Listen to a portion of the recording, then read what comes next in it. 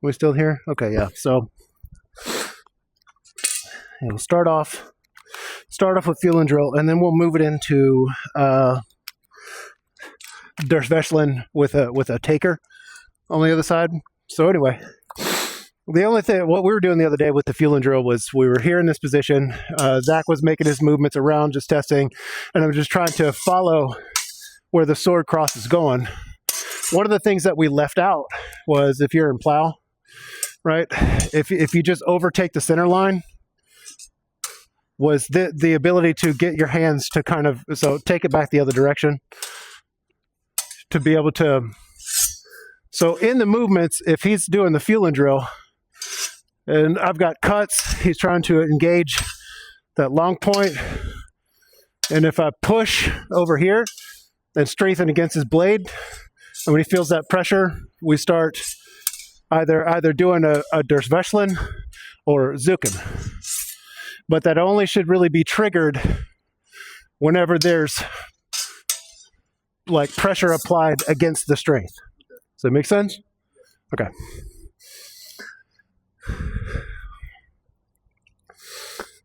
So, coach first. So when you're the coach, you're basically just throwing the cuts, giving him things to feel for with his cross.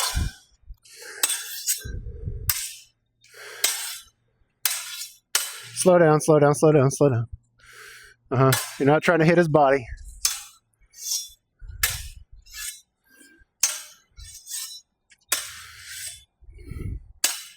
Okay.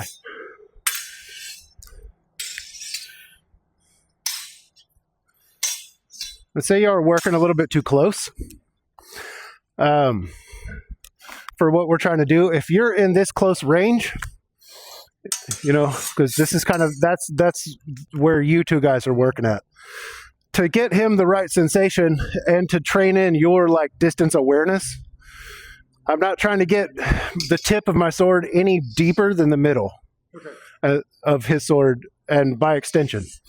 On your side, like try to focus on keeping the tip really no higher than, you know, my head. But when I make these, he should be kind of just training his hands and the center point of his chest, shoulders, and everything to be ready to brace against impact from this space. But I'm not making advancements. We're just giving him signals. And for cuts, he should be able to have a good, strong position to mitigate that motion. Okay, but if I come in here, lay in and overpress like that, if I take the bind, that gives him a different type of signal to change through.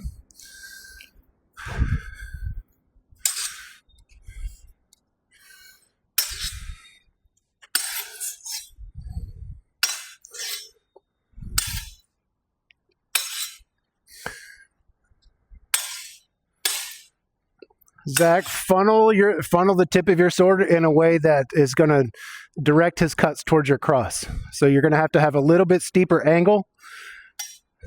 Right, that near miss was good.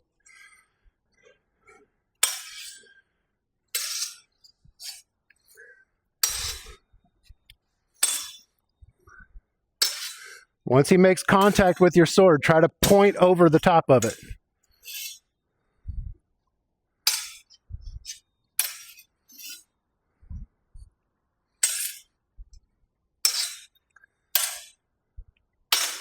You're a little close.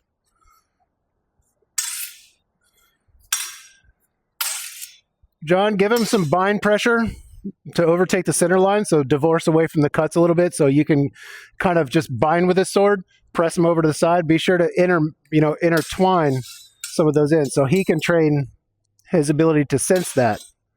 Good.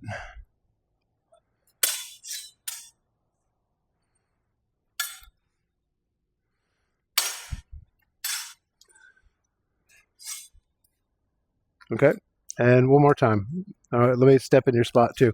So when we are, for your training, when we are engaged in the bind, to prevent yourself from doing big, huge movements, if you're engaged in the bind to overtake the center line, try not to take your sword any farther than his than his shoulders, right?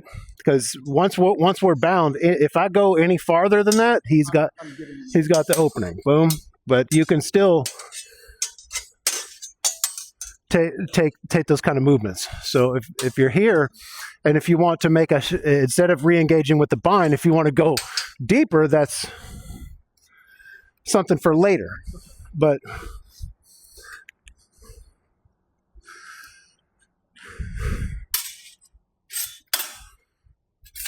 push his weak, John. Push the weak. Push the weak of his sword. Don't try to overbind him at the strength.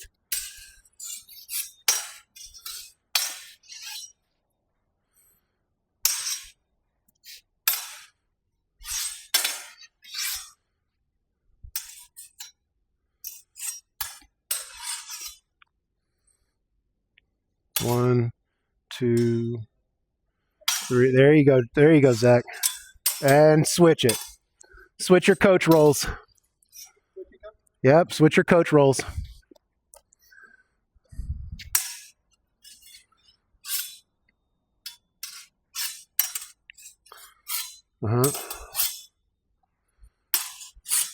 Stay very, very relaxed, okay?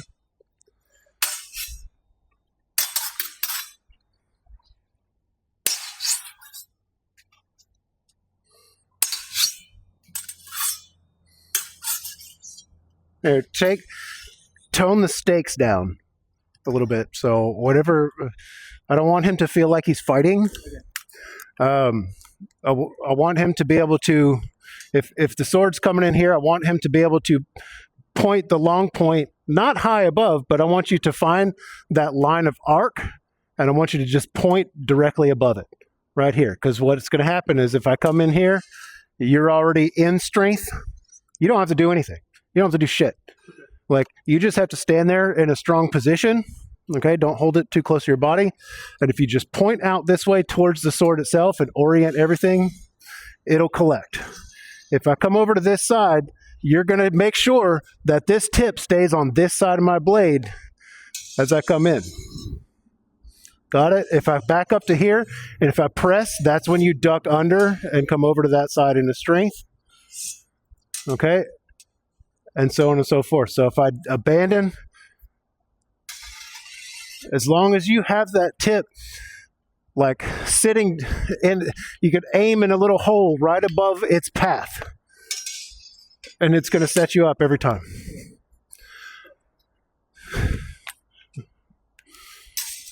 Good. Disengage. Good.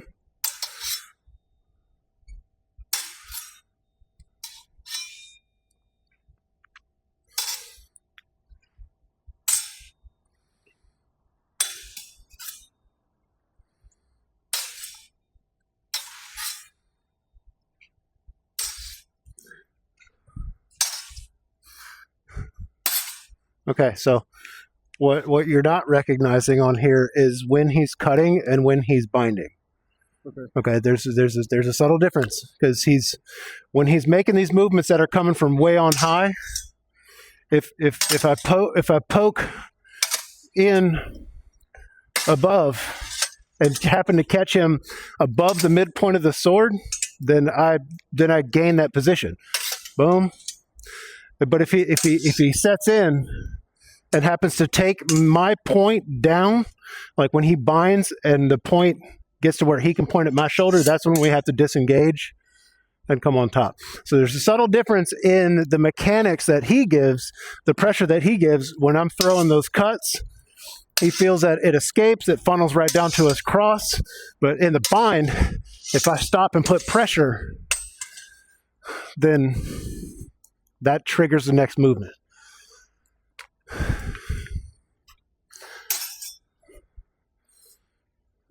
It's okay. If he can't hit you, he can't hit you. That's when you disengage.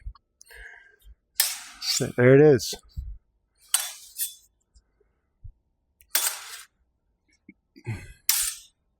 Set up those slopes for him.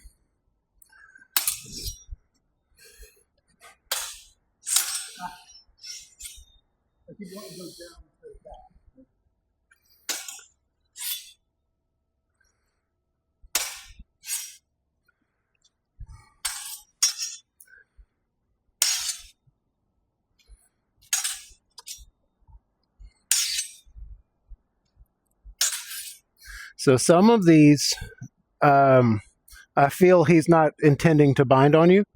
Is that true? Yeah. Huh? Yeah. Okay. No, we're not. And so he, there's, I think you're having kind of the thought process is to the cut comes in and you're biting into the bind itself. So you're initiating that bind as opposed to him. When those cuts come in, most of those cuts, so throw cuts in, most of them, if you point your tip in the right direction, you'll funnel directly to your cross. And if you find that you cannot funnel to your cross, that's when you disengage.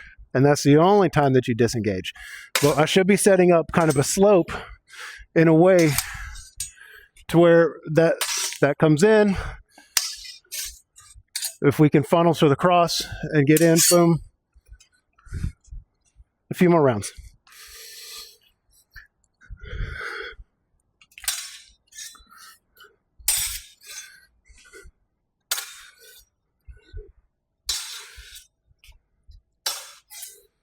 There you go.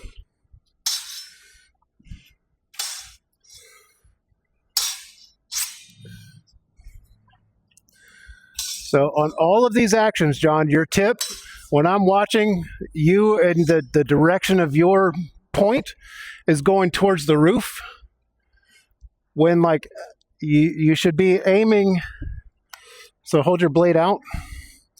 So let's say he's like mid arc right here. So he's right there. Whenever I go up to meet it, let's say right here, I want to turn and say I'm pointing more towards here, like more directly out this direction. It's going to change the dynamic. If I'm up here, it will be much easier for him to bind on a sword and overtake your own position. Yeah, you need to on-ramp him to your strong, right? And then from there, he's torched. And it all has to do with the angle of this take.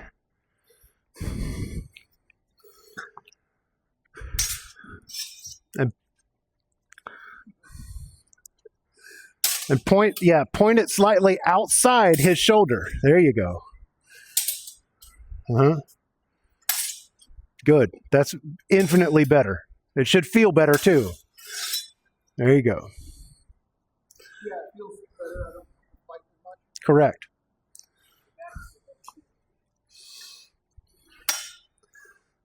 Do a few more and then switch.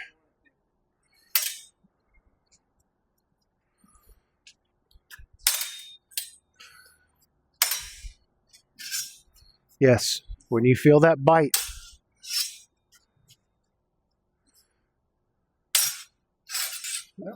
Okay.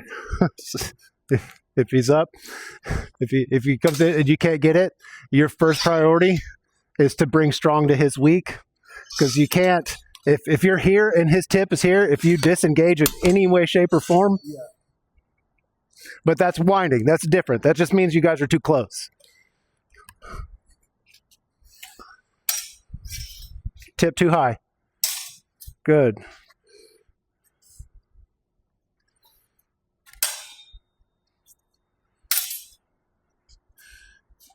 And switch your coach rolls. Switch your coach rolls. Okay. Try not to advance into his body, John. You should be able to do that from a stable position. On-ramp him. Uh-huh.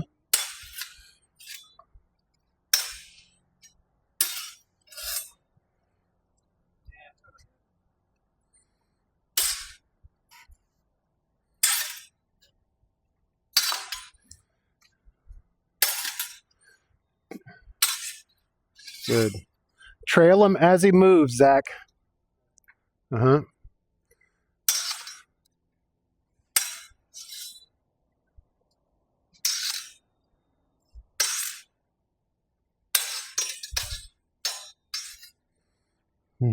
You are still a little too close, and John's marching in, and you're being stable. He's stepping forward, and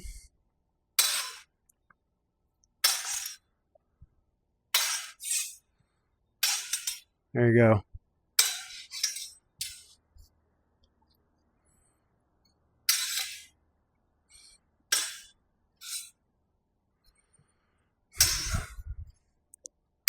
Pull your hand back off your cross guard some. I was talking to Zach. And then really think, yeah, really think about intercepting his point with your cross, okay? So turn the sword in a way that the cross is going to catch it. Good.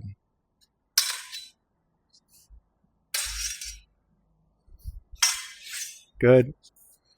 Good.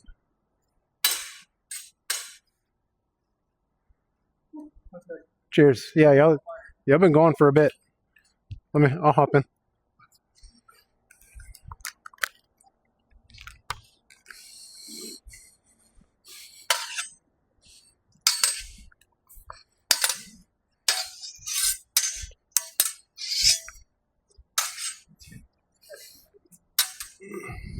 Tip's a little too far off. Yes, much better. Much better. One.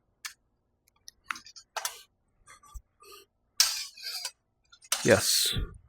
Right to the shield. So whenever I do that, whenever I go too far off, it slides underneath. Uh-huh. Yeah. Yeah, rake it direct down. If you could aim to the shield, yeah, that's good. You know. When I give it too much angle, Yes. Uh-huh. Uh-huh. Add a little bit more angle to it. Uh-huh. See, yep. Yep. Boom. Okay.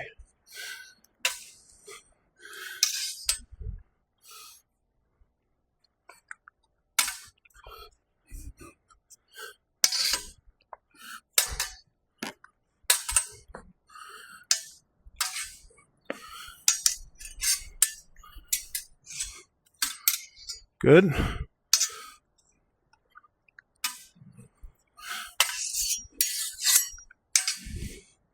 Let me know if I need to slow down.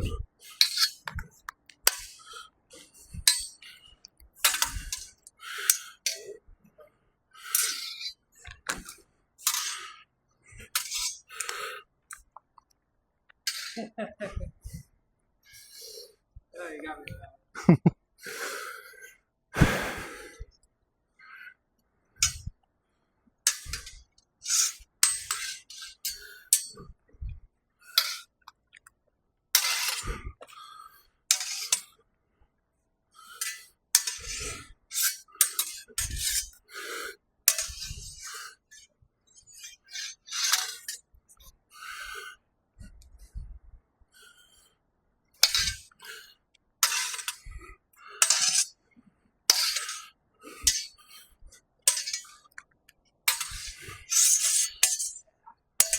Good.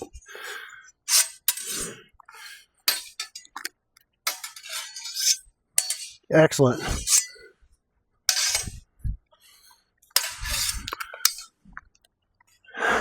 Watch your angle. Your edge to flat, you can slice directly to my body. Like when you slice, don't point for a thrust. Come up in the ox. Like if you're here and I get edge to flat, you can, yeah, you could bear that weight in. Okay, a couple more.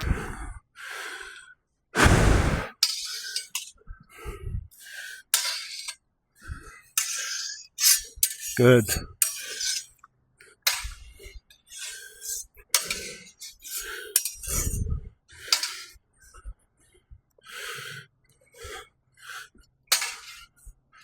You accepted that one kind of like this?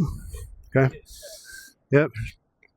So don't reach in to make contact. Try to just set the tip in and just drive. Yep.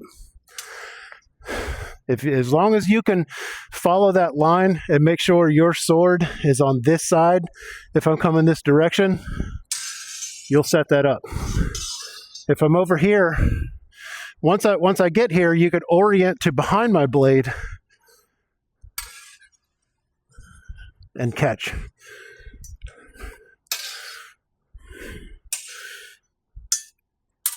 Good. Good.